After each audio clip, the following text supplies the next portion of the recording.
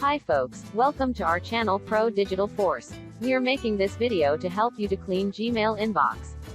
Gmail offers free email service with 15 GB space limit, which includes for email, Drive and photos altogether.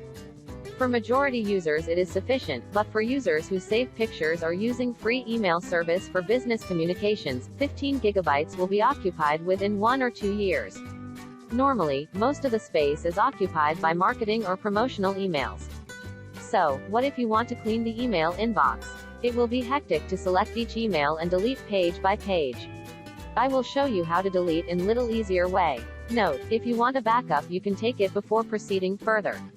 If you think there are thousands of emails from one sender from years, you can select one email and then click here to select filter message like this.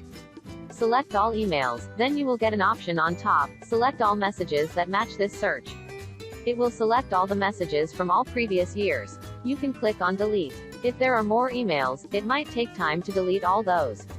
After that, clean the trash folder as well. Repeat the same for other unnecessary emails. After few minutes refresh the page. You will be able to see the storage got free.